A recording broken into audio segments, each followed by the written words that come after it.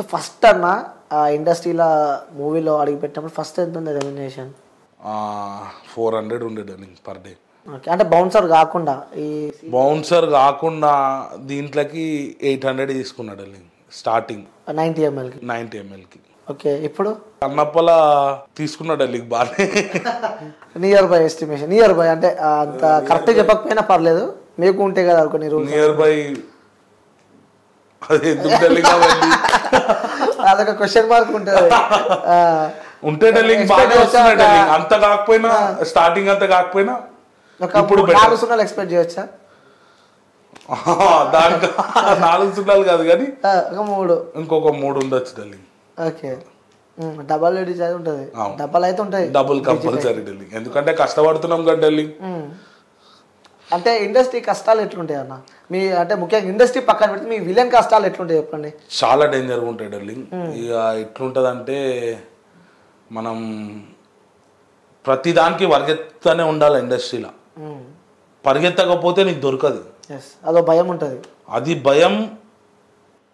ఆ షార్ట్ పడేంత వరకు ఉంటుంది డార్లింగ్, ఆ షార్ట్ పడ్డాక కూడా ఎడిటింగ్లో ఉంటామా లేదా అనేది కూడా డౌటే. అవును, అదొకటి చాలా ప్రాబ్లమ్స్ ఉంటాయి. అవును, ఇప్పుడు మనం షార్ట్ చేసేస్తాం, ఆ షార్ట్ వచ్చింది అనుకుంటాం, మనం మానిటర్లో చూసుకుంటే ఎట్లుంటుంది అంటే మా సాల్ దేవుడా చేసిన ఈరోజు సినిమాలో మనం చెప్పుకుంటాం కదా డార్లింగ్. అట్లా నేను కూడా ఒక మూవీకి ఏడ్చిన రోజులు ఉన్నాయి, తీసుకుపోయినప్పుడు. అంటే నేనున్నా అని గ్యాంగ్ని తీసుకొని పోతాం కదా, అట్లాంటప్పుడు ఏడున్నో రాబోయి డమ్మి మాటలు అట్లాంటివి అవన్నీ జరిగినాయి నాకు.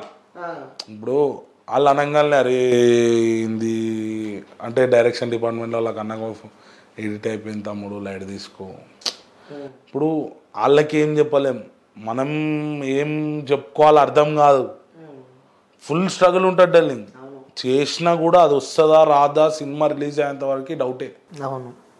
ఒక ఎస్టాబ్లిష్డ్ యాక్టర్లకే దన్మన్ ఒకవేళ డైరెక్టర్కి సీన్ ఎక్స్ట్రా అయింది అనిపిస్తే కట్ చేసేస్తారు.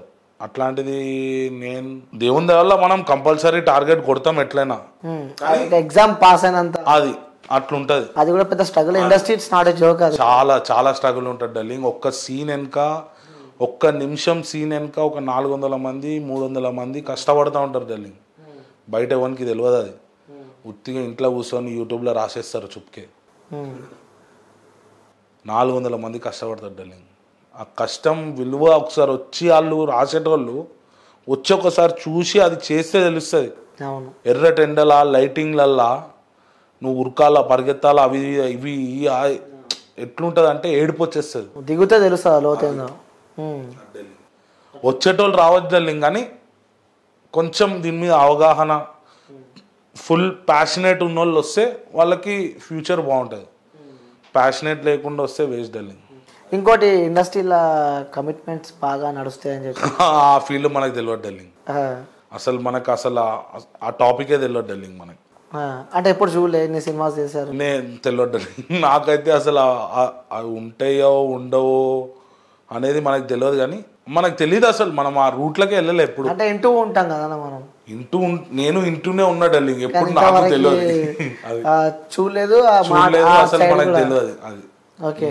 నేను మనదంతా వేరుగా డార్లింగ్, విలన్ టీమ్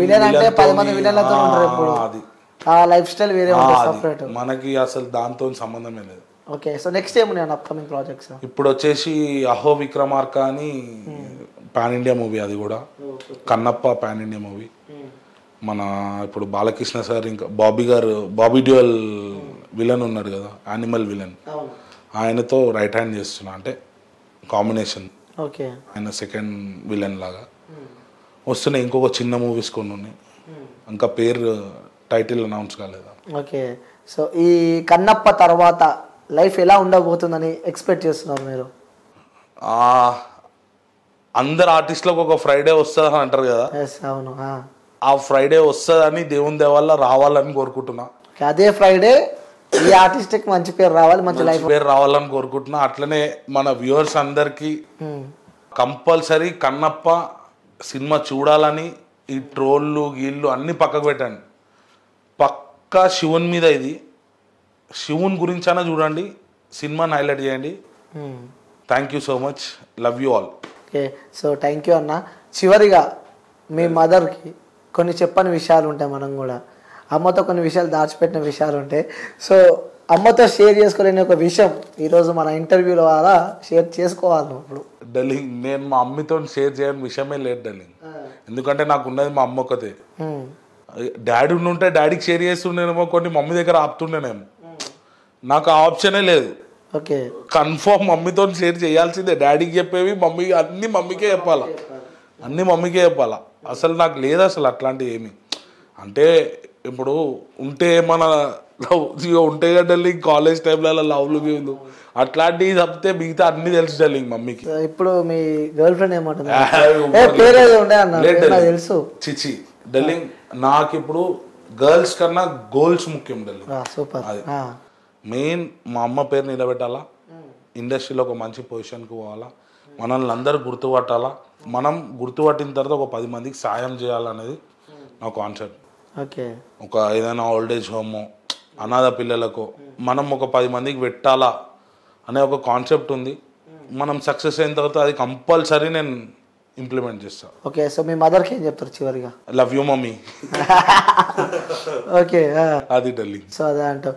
కానీ నెక్స్ట్ అంటే కొన్ని విషయాలు మనం చూస్తూ ఉంటాం అన్న, అంటే అబ్బాయికి సో అమ్మ ముఖ్యమే, సో నాన్న కూడా తోడు ఉండాలి అంటూ ఉంటారు. ఎందుకంటే సో బయటికి వెళ్ళినా మనం చూస్తూ ఉన్నా, అంటే వేరే ఫ్యామిలీ వాళ్ళ నాన్నని తీసుకొని వెళ్తున్నప్పుడు కానీ, సో తిరుగుతున్నప్పుడు కానీ, అంటే ఇట్స్ నాన్న ఈజ్ ఎమోషన్.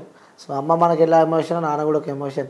అలాంటి ఎమోషన్ మిస్ అయినా అన్న సందర్భాలు ఎప్పుడైనా ఉంటుంది డార్లింగ్. ఎప్పుడో ఒకసారి అట్లాంటి మిస్ అయిన డాడీని అని అనిపిస్తుంది. కానీ మా అమ్మ దయ వల్ల నేను ఇప్పటిదాకా మా నాన్న లేని లోటు లేకుండా పెంచిందాను. మా డాడీ లేడని నేను ఎప్పుడు సీరియస్గా ఫీల్ అయిన రోజులు లేవు. సీరియస్గా డాడీ ఎందుకు లేవు నువ్వు, నీ వల్ల ఇట్లా అయింది అట్లాంటి టాపికే రానియలే మా మమ్మీ నాకు. మా మమ్మీ నన్ను షేరే బేటా షేరే వస్ అట్లనే పెంచింది మా అమ్మ. ఎందుకంటే పోలీస్ అమ్మ కాబట్టి ఉంటుంది. ఇక పోలీస్ అనో మా అమ్మ ఒక్కతే ఒంటరిగా సర్వైవ్ కావడము చాలా గ్రేట్ అసలు. ఇప్పుడు అవన్నీ దానివల్ల మా అమ్మకి ఏంటంటే బరాబర్ కొట్లాడితేనే ఈ దునియాలో బతుకుతాం. కొట్లాడటం అంటే మనుషులతో కాదు, జీవితంతో మనం కొట్లాడితేనే జీవితం భయపడుతుంది, మనం ఎదుగుతాం. అంతే కాన్సెప్ట్. మా అమ్మ నాకు అదే నేర్పించింది. అవ్వానికి గలత్ చేయొద్దు, మనం గలత్లో పడద్దు, బస్ ఓడని వస్తే ఇడవద్దు, ఇవి ఉన్నాయి అట్లా. ఓకే, సో చెల్లెతో ఎట్లుంటుంది బాండింగ్? చెల్లె నేను ఎట్లుంటది అంటే టామ్ అండ్ జెర్రీ లాగానే ఉంటది నాకు మా చెల్లెకి. సో అన్ని మనం మాట్లాడుకొని చెల్లె గురించి మాట్లాడుకోకుండా పక్క ఫీల్ అవుతుంది. డార్లింగ్ ఎలా ఉంటుంది చెల్లె? నాకు మా చెల్లెకి టామ్ అండ్ జెర్రీ ఫైట్స్ ఇక మా ఇదంటే నేను అదంట, లేకపోతే ఇక కామన్ గా నడుస్తూనే ఉంటాయి కాదు ఇక చెల్లె. ఓకే, నెక్స్ట్ రాఖీల పండుగ వస్తుండే. పోయినసారి ఏం గిఫ్ట్ ఇచ్చావు చెల్లెకి? ఒక అది బయటికి పోయినా డార్లింగ్ న్యూజిలాండ్, అదేమో ఒక జత బట్టలు ఒక బ్యాగ్ ఏదో తెచ్చి ఇచ్చిన. ఇక ఈసారి ప్లాన్ చేస్తున్నా డార్లింగ్, కొత్తది ఏమన్నా రింగో ఏదైనా సర్ప్రైజ్ ప్లాన్ ఇక అది. సో మీ చెల్లె గురించి చెప్పాలంటే ఏం చెప్తావన్నా? మా చెల్లె నాకు ఒక, ఇప్పుడు మీరు డోరెమాన్ షో చూస్తాడు చూసినా, నేను నోబితా అయితే మా చెల్లె డోరెమాన్ నాకు. ఓకే ఓకే, ఏం బాగుంటే అది ఇస్తుంది నాకు అట్లా, అది గ్యాడ్జెట్స్ లాగా ఇస్తుంది నాకు. మా నా దగ్గర ఎప్పుడైనా ధర్మని పైసలు అయిపోయినాయి, మా చెల్లెని పెట్టారా పైసలు అయిపోయినాయి, ఇట్లా ఫోన్ పే కొడుతుంది, అట్లుంటాయి అనమాట. Sun International Vijaya Bheri bachelor of hotel management లో university first rank, second rank, third rank.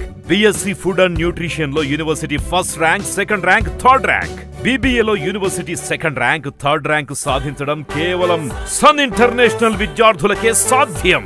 Sun international